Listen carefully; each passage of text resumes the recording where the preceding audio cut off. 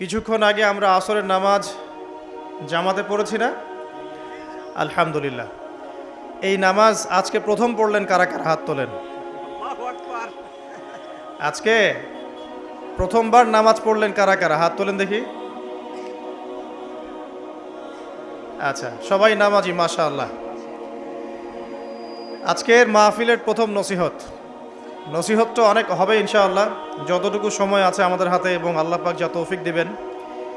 প্রথম নসিহত হচ্ছে 5 ওয়াক্ত নামাজ জামাতের সাথে পড়তে হবে। রাজি আছেন? আল্লাহ পাক কবুল করুন, আমিন। একটা হাদিস বলি, তাহলে নামাজের গুরুত্ব আপনার মাথায় চলে আসবে ইনশাআল্লাহ। বলবো? হাদিসটা কঠিন। রাসূলুল্লাহ সাল্লাল্লাহু আলাইহি ওয়াসাল্লাম বলেছেন, যখন নবীর নাম উচ্চারিত হবে তখন বলবেন কি? সাল্লাল্লাহু আলাইহি ওয়াসাল্লাম। নবী সাল্লাল্লাহু আলাইহি ওয়াসাল্লাম বলেছেন, মান তারাকা সালাতাম মুতাআম্মিদান ফাকাদ কাফারা। মান মানে যে কেউ, তারাকা মানে ছেড়ে দিল, ত্যাগ করলো, সালাতান মানে নামাজ, মুতাআম্মিদান মানে ইচ্ছাকৃতভাবে, ফাকাদ কাফারা সে ব্যক্তি কুফরি করলো। এই হাদিসটাকে আগে শুনেছেন? আলেম ওলামারা জানেন, কিন্তু আপনারা কি জানেন? মান তারাকা সালাতাম মুতাআম্মিদান ফাকাদ কাফার, যে ব্যক্তি ইচ্ছাকৃতভাবে, বিনা ওজরে, কোনো ওজর নাই, ইচ্ছাকৃতভাবে নামাজ ছেড়ে দিল, ত্যাগ করলো, সে ব্যক্তি কুফরি করলো। এখন আপনি বলেন, কুফরি যে ব্যক্তি করে সে কি হয়? যদি আমরা ধরেও নেই সে মন থেকে নামাজ অস্বীকার করে না, অলসতা বশত পড়ে নাই, তারপরেও তো কাজটা ফাঁসেকি, তাই নয় কি? আচ্ছা, তো আজকের প্রথম নসিহত হচ্ছে 5 ওয়াক্ত নামাজ মৃত্যুর আগ পর্যন্ত কেউ ছাড়বেন না। আমার সাথে ওয়াদা করেন যে ইনশাআল্লাহ আগামী যতদিন বেঁচে থাকবো 5 ওয়াক্ত নামাজ জামাতে পড়ার চেষ্টা করব, যদি জামাত না পাই একা পড়ার চেষ্টা করব। আল্লাহ পাক তৌফিক দান করুন, আমিন। আজকে যদি এই কথাটাই শুধু বাসায় নিয়ে যেতে পারেন যে 5 ওয়াক্ত নামাজ আর জীবনে ছাড়বো না, আমাদের আজকের মাহফিল সফল। আর আজকে যদি অনেক কথাবার্তা হয় ওয়ার্ল্ড অ্যাফেয়ার্স নিয়ে, ইকোনমিক্স নিয়ে, শেষ জামানা নিয়ে, ঠিক আছে, আমাদের সমকালীন ফিতনাগুলো নিয়ে, কিন্তু দিন শেষে বাড়িতে যদি কিছু না নিয়ে যেতে পারেন তাহলে আলোচনায় এসে কোনো লাভ নাই। এই ছবি তোলাতুলি, ভিডিও করা, হ্যাঁ, স্লোগান দেয়া, আইওয়া শোডাউন করার মধ্যে কোনো ফায়দা নাই। ফায়দা কিসে? কদ আফলাহা মান যাক্কাহা। আল্লাহ পাক সূরা শামসের মধ্যে বলছেন, কদ আফলাহা, সে ব্যক্তি সফল হয়ে গেল। সে ব্যক্তি সফল হয়ে গেল মানে সে জান্নাতে চলে যাবে ইনশাআল্লাহ। কে? মান যাক্কাহা, যে ব্যক্তি তার নফসটাকে, তার এই যে কলব, এটাকে পরিশুদ্ধ করতে পেরেছে, সে ব্যক্তি সফল হয়ে গেল। ওয়াকাদ খাবা মান দাসাহা, আর যে ব্যক্তি তার নফসটাকে পরিশুদ্ধ করতে পারলো না, সে ব্যক্তি ধ্বংস হয়ে গেল। নফস কিভাবে পরিশুদ্ধ হবে এটা আমাদের আজকের আলোচনার টপিক। তার আগে আমরা বলি, 5 ওয়াক্ত নামাজ ছাড়া নফস কখনো পরিশুদ্ধ হবে না। আজকে আমরা অনেক যদি আলোচনা করি, বাসায় কিছু নিয়ে যেতে না পারি, তাহলে আলোচনার কোনো লাভ নাই, কোনো ফায়দা নাই। মানুষকে দেখানো, তাকবীর দেয়া, এই যে আমাকে প্রোটোকল দিয়ে নিয়ে আসলেন, ঠিক আছে, ভালোবাসা ভালোবাসার জায়গায়, কিন্তু দিন শেষে যদি আমরা আল্লাহর সামনে আত্মসমর্পণ করতে ব্যর্থ হই, তাহলে এই মাহফিলগুলোর বরকত নষ্ট হয়ে যাবে। আমরা কি চাই যে মাহফিলের বরকত নষ্ট হয়ে যাক? আসরের জামাত আমরা আদায় করেছি, এই জামাত আমাদেরকে শৃঙ্খলা শিখিয়েছে, শেখায় নাই? একজন ইমাম লিড দিলেন নামাজে, আপনারা তাকে ফলো করলেন, তাই নয় কি? এটাই তো হচ্ছে মুসলিম উম্মার বৈশিষ্ট্য। মুসলিম উম্মা হবে শৃঙ্খলাবদ্ধ জাতি, যাদের প্রতিটা কাজ হবে সুশৃঙ্খল।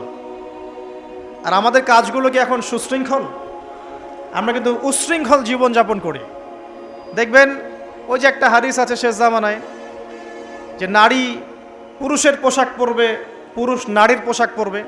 এই যে উশৃঙ্খলতা, দেখেন না এখন শেষ জামানায় আপনি দেখবেন এমন এক শ্রেণীর মেয়ে বের হয়েছে বাজারে, রাস্তাঘাটে, সমাজে, যারা কাপড় পরবে কিন্তু কাপড় পরেও নগ্ন থাকবে।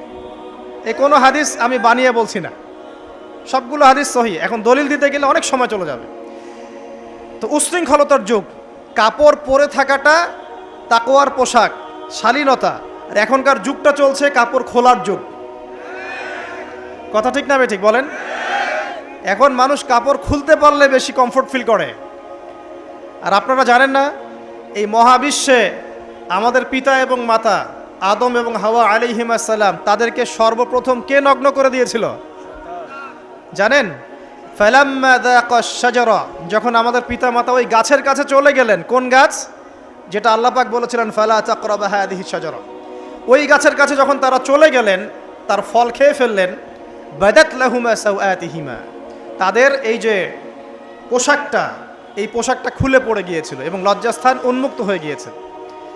তো সর্বপ্রথম আমাদের পিতামাতাকে নগ্ন করে দিয়েছিল কে? ইবলিস। এখন যারা মুসলিমদের গা থেকে কাপড় খুলে ফেলতে চাচ্ছে, এরা তাহলে কার অনুসারী? দলিল কি পেয়েছেন? বানিয়ে বলি নাই, সূরা আরাফ পড়েন, পেয়ে যাবেন ইনশাআল্লাহ। কোন সূরা? সূরা আরাফ। প্রথম নসিহত প্রিয় ভাইরা, এই যুগটা হচ্ছে উচ্ছৃঙ্খলতার যুগ। এ যুগে মানুষ আল্লাহ পাকের হালালকে খুব কমই পরোয়া করে। আল্লাহর হালালকে মানুষ হারাম করে নিচ্ছে, আর আল্লাহর হারামকে মানুষ হালাল করে নিচ্ছে। আল্লাহ পাকের বিশাল একটা হারাম হচ্ছে সুদ বা রিবা, আর এখন আমাদের উপর রিবা হয়ে গেছে ওয়াজিব। নাউজুবিল্লাহ। একটা দেশ নাই যেটা সুদমুক্ত, একটা জেলা পাবেন না সুদমুক্ত, একটা গ্রাম থানা ইউনিয়ন পাবেন না সুদমুক্ত। নবীজি এই যুগের কথাই হয়তোবা বলেছেন, যে যুগে মানুষ সুদ থেকে বেঁচে থাকতে চাইলেও সুদের ছিটা ফোঁটা গিয়ে তার গায়ে লাগবে। মনে করেন আপনি একটা কনস্ট্রাকশন করেছেন, একটা সুদী প্রতিষ্ঠান থেকে লোন নিয়েছেন, এখন আপনি ওই কনস্ট্রাকশনটা ভাড়া দিয়েছেন, সেখানে মনে করেন আমি ভাড়া নিয়েছি, আমি আপনাকে মাসে মাসে ভাড়া প্রদান করছি, আপনি সেই ভাড়ার টাকাগুলো কালেক্ট করছেন, করে সেই প্রতিষ্ঠানের লোন শোধ করছেন। প্রত্যক্ষভাবে না হলেও আমি কিন্তু পরোক্ষভাবে সুদে হেল্প করছি। আমি বুঝাতে পারছি না মনে হয়। এর বাইরে 1% মানুষও এখন পৃথিবীতে নাই যে ব্যক্তি রিবা থেকে বাইরে, ইচ্ছাকৃত হোক অনিচ্ছাকৃত হোক। আর এই প্রসঙ্গ আসলে আমি 2-4টা কথা না বলে থাকতে পারি না। সেটা হলো, নবী সাল্লাল্লাহু আলাইহি ওয়াসাল্লাম বলেছেন, রিবার 73টা শাখা আছে পাপের, তার মধ্যে সবচেয়ে নিচু শাখা হচ্ছে নিজের মাকে বিয়ে করা। সহিহ বুখারীর একটা বর্ণনা এসেছে, যে ব্যক্তি 1 দিরহাম সুদ খায়, দিরহাম কি? রৌপ্য মুদ্রা। কোথায় আছে? জাদুঘরে। কোথায় আছে? মার্কেটে আছে। রৌপ্য মুদ্রা দেখেছেন জীবনেও? স্বর্ণ মুদ্রা দেখেছেন? কোরআনে আছে, হাদিসে আছে, মার্কেটে নাই। কেন মার্কেটে নাই? কারণ পশ্চিমারা স্বর্ণ এবং রৌপ্য মুদ্রাকে হারাম করে দিয়েছে। পশ্চিমারা স্বর্ণ এবং রৌপ্য মুদ্রার ডিলিংসটাকে মার্কেট থেকে উঠিয়ে দিয়েছে। এই জন্য আপনি মার্কেটে গোল্ড কয়েন এবং সিলভার দিরহাম পাবেন না। কিন্তু আল্লাহর রাসূল সাল্লাল্লাহু আলাইহি ওয়াসাল্লামের যুগে এটা ছিল। এখন অনেক মানুষ দেখবেন বেদাত নিয়ে কথা বলে একদম ফেনা বের করে ফেলছে। অর্থনৈতিক সেকশনের বেদাত চোখে পড়ে নাই। এখন বলতে পারে এটা তো দুনিয়াবি বিষয়। বাস্তবিক অর্থে এটা দুনিয়াবি বিষয় নয়। কারণ এই পেপার মানির মধ্য দিয়ে, ইলেকট্রনিক মানির মধ্য দিয়ে আপনার সম্পদকে সিজ করে চুষে খাওয়া হচ্ছে, আপনি বুঝতে পারছেন না। এখন প্রতারণা করা কি জায়েজ না জায়েজ? শোয়েব আলাইহিস সালামের নাম শুনেছেন? একটা কম ছিল মাদিয়ানে, শোয়েব আলাইহিস সালামের কম। এই কম সম্পর্কে আল্লাহ পাক যখনই কথা বলেছেন তখনই তাদের একটা দোষ উল্লেখ করেছেন। সেটা কি? সেটা হচ্ছে যে তোমরা অন্যায়ভাবে মানুষের সম্পদ আত্মসাৎ করো না। তোমরা অন্যায়ভাবে মানুষের সম্পদ আত্মসাৎ করো না। এই কাজটা করতো শোয়েব আলাইহিস সালামের কম, এবং তারা মাপে কম দিত, জনগণের অর্থ সম্পদ লুটে পুটে খেত। আল্লাহ রাব্বুল আলামিন তাদেরকে ভূমিকম্প দিয়ে ধ্বংস করে দিয়েছে।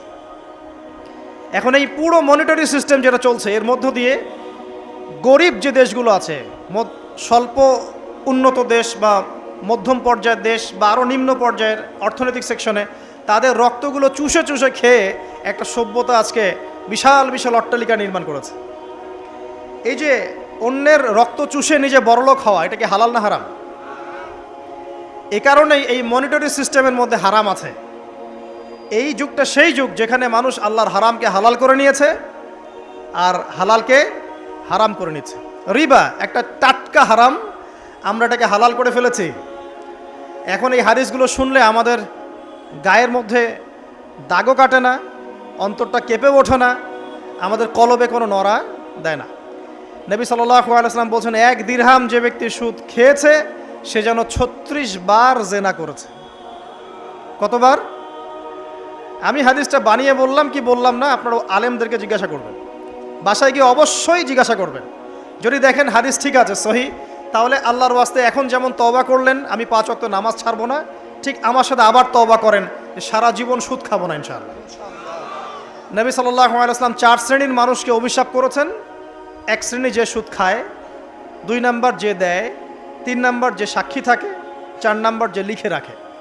এখন আপনি বলেন এই পুরো মনিটরি সিস্টেমের মধ্যে এই 4 শ্রেণীর মানুষ আছে না? কোনো না কোনোভাবে আমরা এর সাথে সম্পৃক্ত নই কি?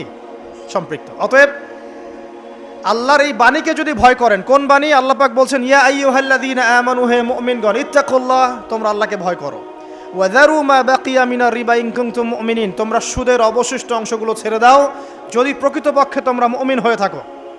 ওয়া ইল্লাম তাফআলু, তোমরা যদি সুদ না ছাড়ো, আল্লাহর হুঁশিয়ারি শোনেন, যদি তোমরা সুদ না ছাড়ো, ফাযানু বিহারবিন মিনাল্লাহি ওয়া রাসূলিহি, তাহলে আল্লাহ এবং তার রাসূলের সাথে যুদ্ধের ঘোষণা শুনে রাখো। আল্লাহ এবং তার রাসূলের বিপক্ষে যুদ্ধ করে কেউ জান্নাতে যাবে? কেউ কবরের আযাব থেকে বাঁচতে পারবে? কেউ হাউজে কাউসারের পানি পাবে? আল্লাহ এবং তার রাসূলের সাথে যুদ্ধ করে কেউ টিকতে পারবে? আপনার কি তাই মনে হয়? যদি মনে হয় তাহলে দিব্যি সুদ খান, কোনো সমস্যা নেই। আর যদি মনে হয় যে আল্লাহ এবং তার রাসূলের সাথে যুদ্ধ করে আমি পার পাবো না, আল্লাহ এবং তার রাসূলের বিরুদ্ধাচারণ করে আমার কবর টিকবে না, কারণ আমি একটা কথা বারবার বলি আপনাদেরকে যে আল্লাহ ছাড়া আমাদের আপন বলতে কেউ আছে? একাই এসেছেন পৃথিবীতে, একাই যেতে হবে।